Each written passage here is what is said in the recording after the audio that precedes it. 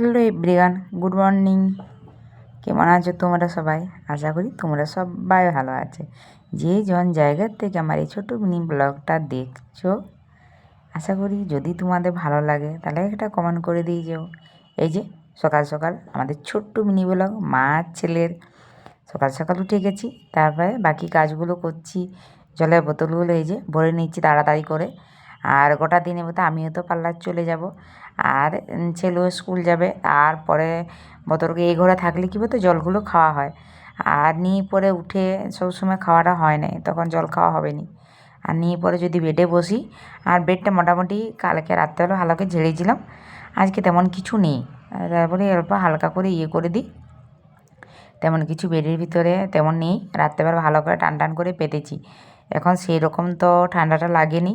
ব্ল্যাঙ্কেটগুলো সবগুলো রোদে দিয়ে দিয়েছি, বলি না এখন 1-2 দিন রোদ খাক, তারপরে করব। এখন সেই রকম নোংরা হয়নি, ওই জন্য কাচার দরকার হয়নি, এখন নতুনই আছে প্রায়। তাহলে তোমার বলি ছেলের জিনিসগুলো একটু গুছিয়ে নিই। আর দেখছো, একটা যদি নেয় তাহলে 2-3টে ফেলে দেয়। এটা ওর জন্যই করেছি। ও যত জিনিসপত্রগুলো আছে সব এটা আমি গুছিয়ে রাখি। আর আমার ওই দিকে রুমে আছে, ছোটো রুমটায় আমারগুলো আছে। তাহলে না ওগুলো আগে বোতলগুলো ভরে খাটগুলো গুছিয়ে, তার যত জুতায় যায় জামা তামা এদিক ওদিক পড়ে ছিটে থাকে, তারপরে কি বলো তো সেইগুলো গুছিয়ে তবে আমি ঘরে ঝাড় দিই। তাহলে ঘরটা পুরো পরিষ্কার হয়ে যায়, তাহলে আর কোনো চাপ থাকেনি। আর ছেলে কী বলতো এখন আর অতটা করেনি, তাও রাত্রেবেলায় গোটা দিনে তার কিছু হয়নি। আমি পার্লার থেকে এসে পড়ে আর কিছু পারিনি ঘরে কাজ করতে, ইচ্ছা করেনি। তো না একটু শুই দিই, বা কিছু রান্না যদি থাকে তখন রান্নাটা করতেই হবে, কিছু করার নেই। আর এই ঘরটা কি হতো, আমি জামাগুলো এসে পরে পাল্টে পরে এই ঘরে ফেলে দিই, ওই জন্য একটু ওগা চলে এই ঘরটা একটু থাকে। আমার এই ঘরটা একটি খাট আছে, আর ঠাকুর আছে, আর আমার কাপড় আনলাট আছে। আর ওই রুমটা কী হতো ছেলেটা আলাদা করে দিয়েছি, আর আমারটা আলাদা করে দিয়েছি, বড় হয়ে গেছে। তাহলে ওটা আলাদা করে করে দেওয়াটাই ভালো।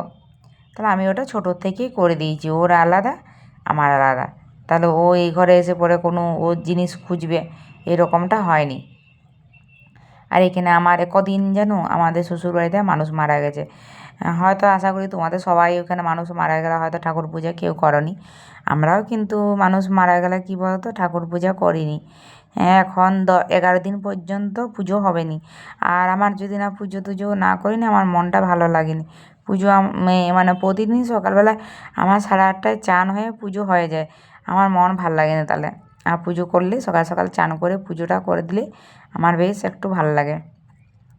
আর বাইরেটা দেখি দুয়ারটায় গালাতে একটু হালকা হালকা বৃষ্টি হয়েছে। বৃষ্টি হওয়ার জন্য না দুয়ারটা কাদা হয়ে যায়, তোমাদের আগেও ভিডিও দেখেছো। এটা আমাদের ছাদটা বাঁধানো, মালিক আমাদের করেনি। আর আমাদেরও কোনো চাপ নেই, মালিক নেই। মালিক যদি পয়সা যখন দরকার হয় ফোন করে ডাকি, তখন হয়তো আসে, তারা পয়সা নিয়ে যায়। তাহলে ওরাও আসেনি, আর আমরাও মালিক নেই বিন্দাস থাকি, কোনো চাপ নেই, দুটো ফ্যামিলি থাকি। ওই জন্য আমাদের আর কোনো অসুবিধা কিছু হয়নি। একটু অসুবিধা হয় বর্ষার দিনটা, বা ওটা খোলা থাকে, আর নয়তো কোনো অসুবিধা হয়নি। আর এই যে তারপরে সব ঘরের কাজগুলো গুছিয়ে নিলাম মোটামুটি। তারপরে কি বলো তো, দুটো ঘর আমি খাটগুলো না চাদরগুলো পাল্টে ঝাড়ফাট দিয়ে যত জলের বোতল বা কাপড়গুলো এদিক ওদিক থাকে, তারপরে রান্নাটা বসাই। তারপরে কি বলো তো, এবার রান্নাটা আমার ছেলে স্কুলে যাবে, আর আমি যাব পার্লারে। তেমন কিছু আজ রান্না করব না, রান্না আজকে মঙ্গলবার, আমি একটু মঙ্গলবারটা করি, ওই জন্য আজকে তেমন কিছুই আমি ছেলের জন্য শুধু আলু ভাত করে দেবো। স্কুলে যাবে, দুটোই খেয়ে যাবে, ভাত খেয়ে যাবে, আর দেখি টিফিনে কিছু একটা করে দিতে হবে ওর জন্য। তাহলে আর তেমন কিছু আর করবো না। তাহলে চলো তোমার সঙ্গে ভিডিওটা। আর কি বলো তো, আমি যেহেতু মঙ্গলবারটা করি, আর ছেলেকে ভেবেছি না রুটি করে দেবো, রুটি করে দিলে রুটি টিফিনেও নিয়ে যাবে। আমি না অনেক কখন 3:30 আসবে, রুটি করলেও ওর জন্য একটু ভাতটা একটু করে দিই। তাহলে আলু দুটো দিয়ে দেবো, তারপরে দেখি ডিম টিম কিছু একটা ভাজা করে দেবো, বা আবার যদি কিছু দেখি করে দিতে। ও আবার বেশি আমি যদি খাইয়ে দিই সবজি টবজি তাহলে হয়তো খায়, কিন্তু আজকে এত করবো না। আজকে আমার কী বলতো বাকি কাজগুলো প্রচুর আছে, তাহলে তোমার সে বাকি কাজ আছে বলে ওর জন্য আর তেমন কিছু করবো না, শুধু এটাই করে দেবো, আলু ভাতে ভাত করবো, ও খেয়ে পরে সুস্থিরই যাবে। হ্যাঁ, আর টিফিন দেখি ওই জন্য কী করে দিই। আর এই যে তোমরা দেখছো না বিট গাজরগুলো আমি কি বলো তো জুস করব। জুস করে ও খাবে, আমিও খাবো।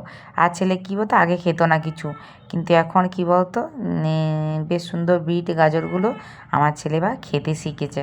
বেশ মনটা ফুর্তি যে যাই হোক করে সকাল সকালে হেলদি খাবারগুলো তো খাচ্ছে। আর ওর জন্য করছি মানে আমার জন্য হয়। আর বুঝতে পারছো বিট গাজর আমলা এগুলো চুল বা স্কিনের জন্য বা শরীরের জন্য খুব ভালো উপকারিতা, আমরাও খাই। তাহলে মা ছেলে এখন সকালে ওটাই এখন খেয়ে নিই। তাহলে ছেলে আমার টিউশনে গেছে এখন আসেনি, ওর জন্য এই করতে করতে হয়তো চলে আসবে। এমনিতেই আজকে একটু লেট হয়ে গেছে।